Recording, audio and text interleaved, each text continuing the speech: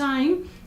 But at any case, I now invite Mr. Octavi de la Varga, Metropolis Secretary General, who is going to share with you some final conclusions. I guess they are somehow provisory or temporary, but he will be also able to answer some questions. Thank you.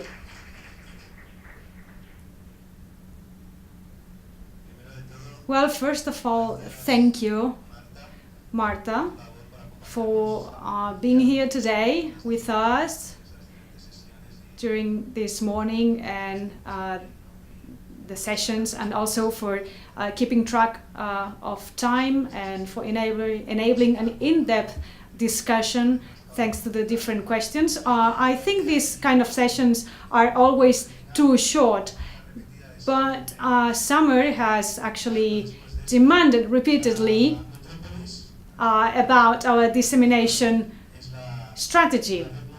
Metropolis is the world network of large metropolises in the world. It represents 138 cities in the 5 continents. It's a political space because our board of directors is formed by mayors, intendentes, and other local representatives.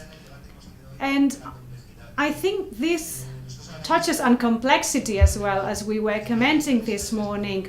As I said, we are a network of cities and metropolitan areas, and the truth is that words do not define reality, and quite often we talk about urban agglomerations, and actually in our membership embraces very different kinds of members, which do not restrict to cities, or it can be cities, it can be metropolitan areas. For example, France, we have Ile-de-France, which is an area, and in other cases larger entities. So it's a reality of dense urban areas which whose reality goes beyond the administrative boundaries. And in many cases, we have 2 members in the same area. For example, here we have the Barcelona City Council and the Barcelona Metropolitan Area. This also shows how different levels of administrations interact with each other. So our goal is to have a space for internal political debate on major urban topics. And I think that the added value of Metropolis is that it brings to the table very diverse realities coming from China, Iran, Africa, Latin America, the north of Africa, different cultural and ideological backgrounds from a global perspective, and that also brings together global agendas. So local reality linked to international reality. And then there's a second dimension, which is more practical. I'm not saying that mayors are not practicals, right? But we call it the practitioners level, where we develop learning tools. One of them is the observatory, the Metropolis Observatories. We don't pretend to be a think tank, but we want to become a space for indicators, for trends on metropolitan issues that can be useful to our members when it comes down to draw strategies and so on, so that they have this comparative space. We have the Metropolis International Training Institute, which is a training center for officers. Then we have the platform, which is an online expert platform where people can exchange experiences on urban policies. And then the issue papers, this is the third one. They are not policy papers. Let me underline this. I think in our current context, things evolve continuously, and we don't have to be so theoretical or to preach on a specific topic. I think the goal of this issue paper is to bring to the table certain problems or topics, is to come up with a state of the art and to include critical aspects so that cities can integrate this into their narrative and dialogue. And just very quickly, we have a mailing list with more than 4,000 stakeholders in urban matters. We have elected mayors, and we have officers. And this issue paper, which is going to be sent out to all of our members, helps us developing trainings, and we use it at workshops, seminars, and so on. Also, the issue papers are or draw the baseline for further measures in the future. But the main goal is to talk and to bring knowledge, to create knowledge. And everything that has been discussed here can or allow us to translate all of this into knowledge, especially when facing a changing reality. So this would be our first experience. We at Metropolis have to collaborate with other networks. Many of our members are part of other members or other networks. For example, some of them are member at 100 Resilient Cities, and I think that these collaborations among us just make us stronger. So now I'm slowly entering my pre-conclusions. Last June in Montreal, we presented our action plan, and the main pillar is metropolitan governance.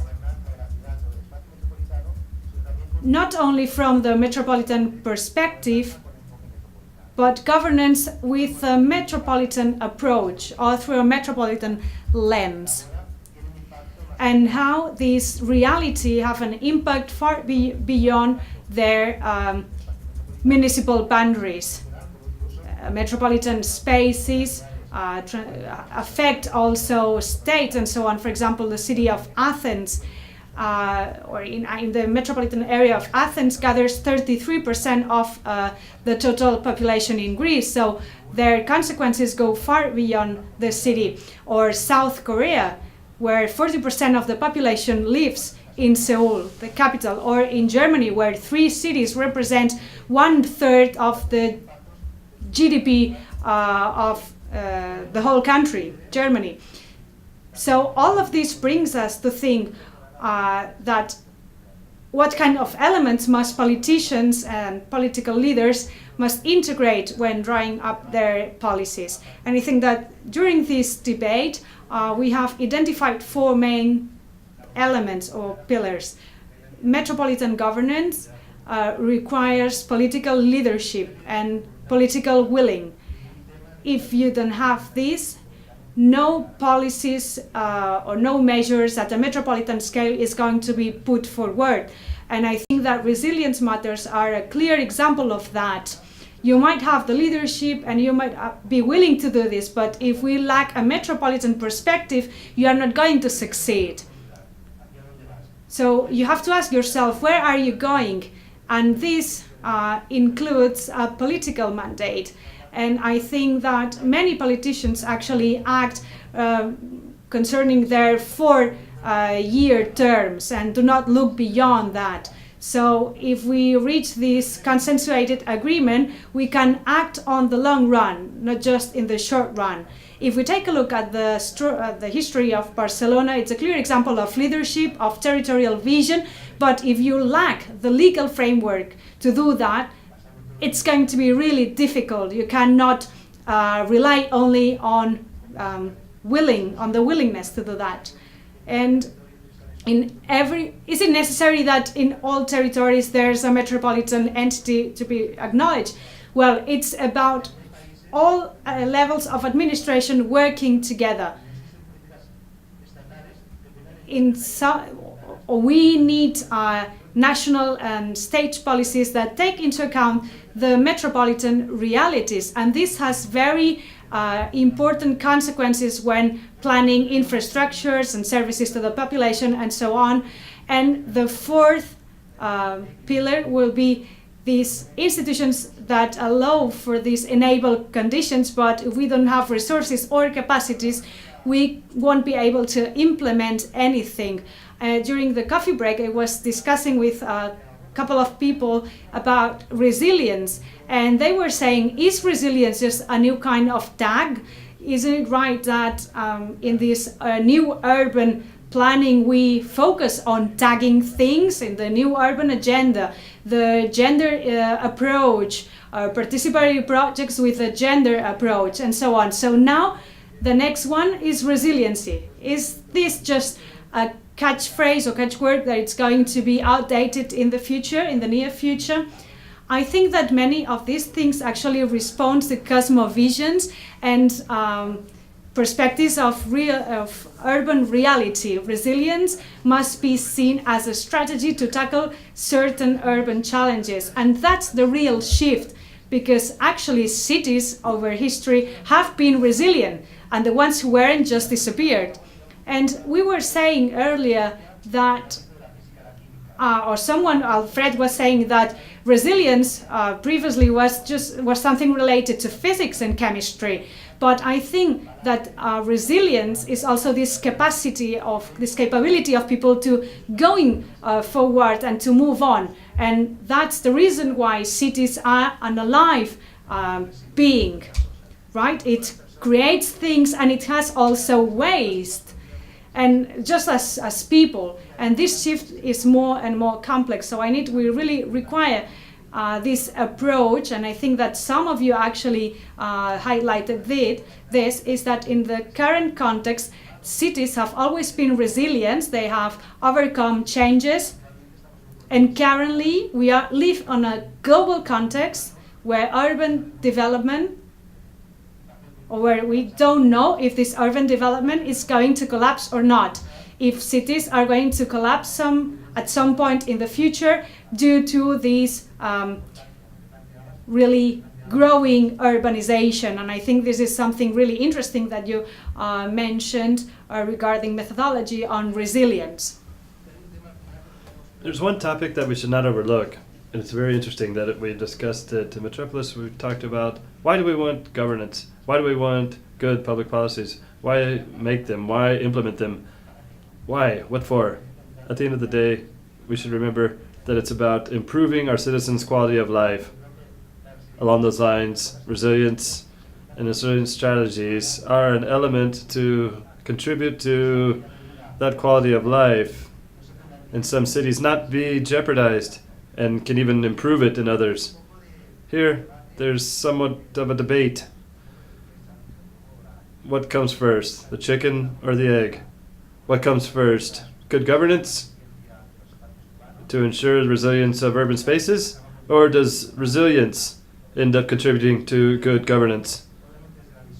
It has to do with Metropolis's outlook. First, we think we have to ensure good governance of spaces where governments have legitimacy, where there are ways to eliminate corruption, clear institutions, where there are governments in which not only mayors change.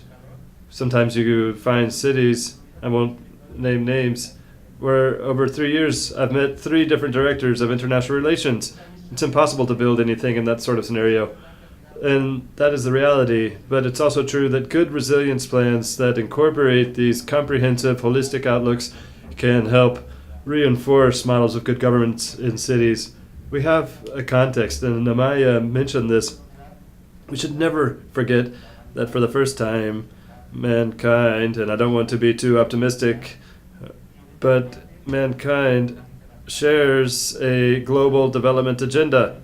It's not just the Agenda 2030 with the sustainability goals, but we have the Paris agreements, we have the Shanghai agreements on risk management, we have development financing agendas in the new urban development agenda that all take into account the importance of the new urban reality. And they talk about these 11 items to know inclusive, safe, sustainable, and resilient cities. And there's another goal that's not directly for cities. These are the SDGs. But in cities, it's also about partnerships with Agenda 17. But we talked about this multi-level governance where cities no longer act on their own. They must work horizontally with other actors in their territory, but also other actors at other levels of government. And that is the complexity of today's world. Beyond your administrative boundaries and legal jurisdictions and assigned competencies. You have to have a much longer outlook, and that goes back to leadership's wills and visions. And finally, the new urban outlook requires a comprehensive planning approach. No urban planner, no decision maker, no policy maker at the urban level can make their policies ignoring all other policies. Any urban policy has impact on other policies. Any transport decision has an impact on environmental matters and on economic development matters. The design of your public spaces is the same thing. So knowing that reality is one of the newest elements in our panorama.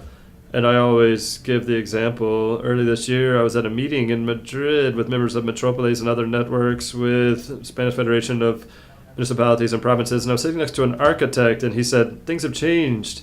Some 10, 15 years ago, it was just architects who met to talk about urban matters and urban design matters. And now we're just part of the meeting. Now the rest of you are politicians, environmentalists, gender experts, people who work on poverty, and you're all giving your opinion on the design of cities. That is an example of these new approaches and an example of the complexity and these multidisciplinary focal points. I know I've left many things out. I've tried to give you an overarching response to many of the things that have come up today. And I'll go back to what I said at the beginning and what Summer said as well. Today's workshop, the issue paper for us, is a matter of launching new items for debate, and our will is for it not to be just another document up on the shelf, but that it really feed the debate and generate work for our partners, but also work with other actors as well. And I also want to thank Marta for moderating, and all of our speakers and our interpreters. Interpreters, thank you as well for listening. Thank you for all attending this workshop. Thank you very much.